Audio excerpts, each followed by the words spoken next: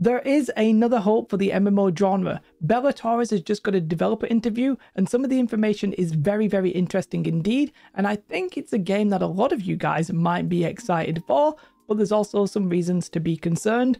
So let's jump in and let's talk about them. So Bellatores is an MMO that I've actually been speaking about for quite a while, but it has been flying under the radar as most of the public have not been that interested in it because so little information was known about it. What they have done is that they've done a new developer interview with some footage of the game, and it's sounding very interesting. However, there are some big questions that are going to remain over this game, talking about how much PvP there is, how much pay to win it will be, and if the combat will feel good. So let's start with what it is. It's a medieval warfare MMORPG being made by a company called NU, which are based in South Korea. They're making a seamless open world game, and they want you to kind of like pick your own adventure. You can do combat, you can do gathering and crafting, you can probably do politics as well. You're going to pick one of 5 factions, and these factions are effectively like noble houses that you align yourself with, kind of similar to Game of Thrones in that kind of vibe, I think. And then you'll fight and gather and craft. Now, the big question there is going to be how much PvP is this game?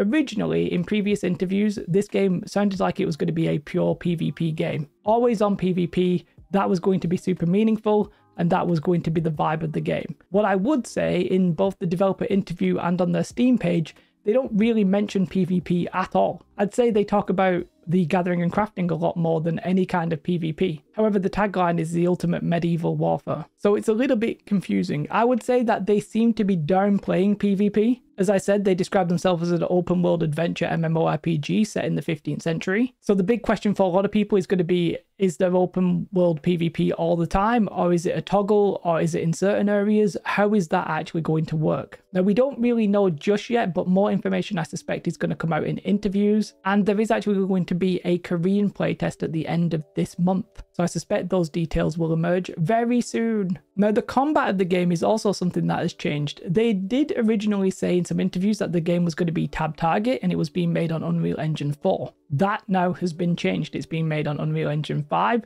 and they're actually featuring a non-target combat system, which is basically action combat as far as I can work it out. And the UI and the combat looks sort of similar to New World and Chrono Odyssey. It's kind of New World in the fact that you can pick 2 weapons and there's no classes. And the UI is kind of Chrono Odyssey, where there is a weapon in the middle and then the 2 abilities are at the sides. The combat itself though looks fun, right? It looks like there's a dodge, there's a block, there's probably like basic attacks when you left click. There's also this talent tree where you like pick your abilities and then you expand upon them in a very Diablo 4 kind of style. All looks very good to me. The combat is looking very, very interesting. Looks more maybe like Terra than say like New World, but you know, until we play it, it's very hard to judge. But the combat looks good. The game itself is looking good. I mentioned Unreal Engine 5. If you would have told me that some parts of this trailer were simply like a Throne of Liberty expansion, I probably would believe you. It's not that much of a step up from that. And there are certain scenes that are very reminiscent of Throne of Liberty. Specifically, there's one where there appears to be a siege and there's like this creature that looks very similar to the golems in the Throne of Liberty trailers. And it just looks like Throne of Liberty.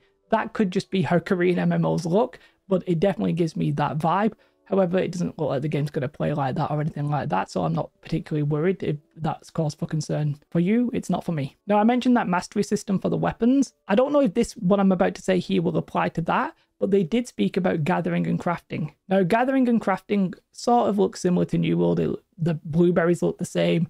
The mining looks the same. I mean, it's gathering and crafting. It's not going to be completely revolutionary at this point. But what they said, which is very interesting to me, is that you cannot do everything with the gathering and crafting. You might be able to do like a basic version of it, but if you want to maximize like becoming an armor smith or something like that, you cannot do that and maximize all of the other professions. You're going to have to specialize. And that's very interesting to me, because one problem I have with New World is that one person can do absolutely everything, and it doesn't really encourage working together. It doesn't make your character feel unique or special, but this game is going to make it so that that is the case. And they actually said that the items themselves, their stats, and the appearance will be different depending on how masteried you are in that section. Now, I imagine that everybody who's the same mastery will look the same, but it'd be kind of cool if your signature's on it and maybe you can actually craft it and color it in a different way. It could be a really cool system, although it could just be normal gathering and crafting just with specialization.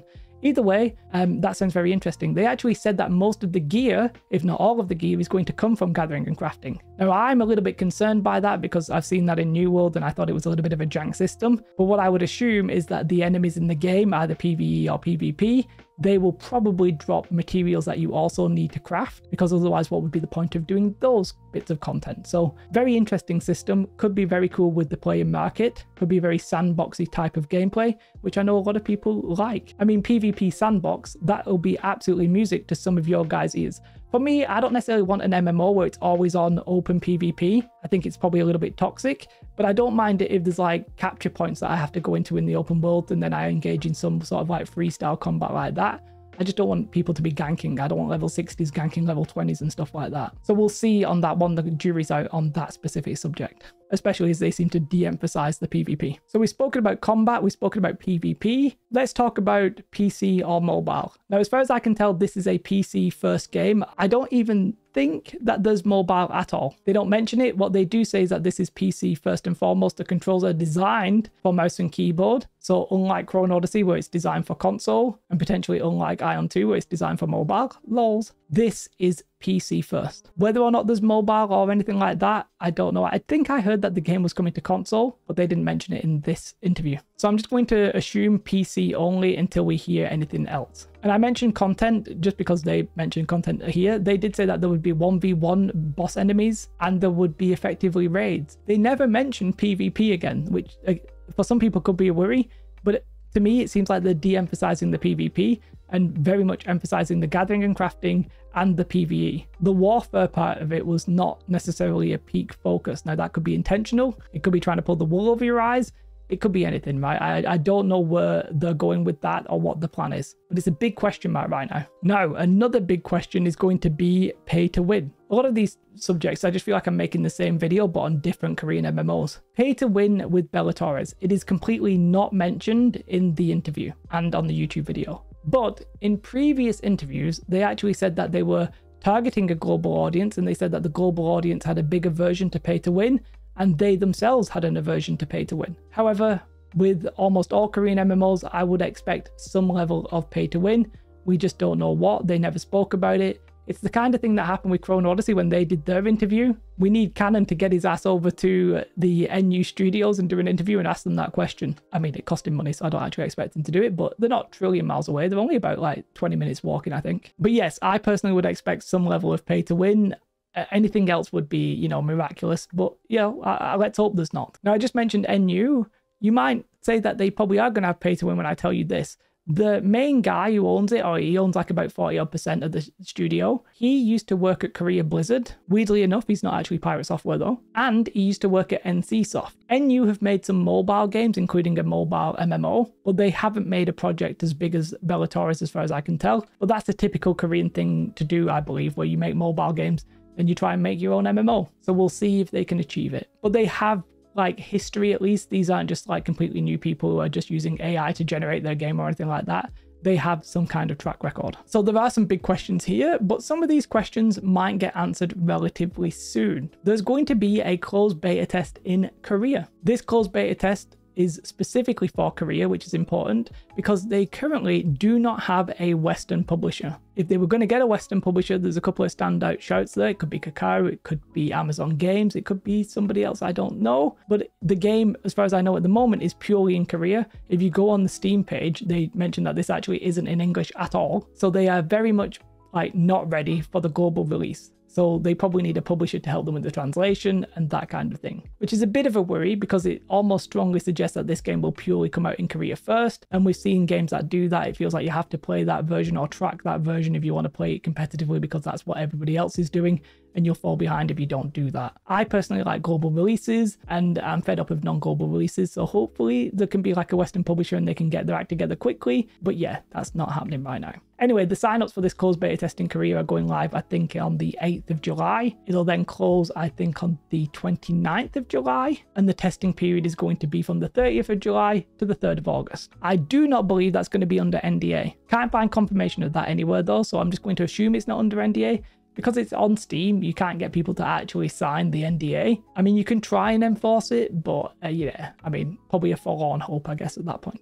They say, obviously, that's going to be all about getting feedback on the combat and the systems and stuff like that. There's only going to be 2 playable houses. You're not going to be able to pick any of the 5. It's just 2. But yeah, it seems like we'll actually get information at least at that point. I'm going to try and get myself in on that test like I did with the Throne of Liberty one. Might be a little bit awkward, I might not get in, etc. This is another one where it's basically like, I think some people might be happy to hear this, but we need more information. The combat sounds good, looks good. I know a lot of people are a little bit bored of action combat with 2 weapons, but I still, if a game does that well, I think that could be really juicy. But what about PvE versus PvP? I don't mind either way, right? As long as I find out, I don't really mind. If it's pure PvP open world always on, I'll probably lose a little bit of interest. But if it's some kind of hybrid, yeah, I could definitely see myself getting into that. I don't mind if it is PvP, by the way. I just need to know. I'm not going to ask them to change their game. It just means that if it is pure PvP, I probably won't play it. But I know a lot of you guys love the idea of open world PvP and will probably be advocating for that. So go ahead, pay attention and try and advocate for that. It sounds like it's going to be a PC game, but it does sound like it's not going to launch globally at the same time, which is very unfortunate.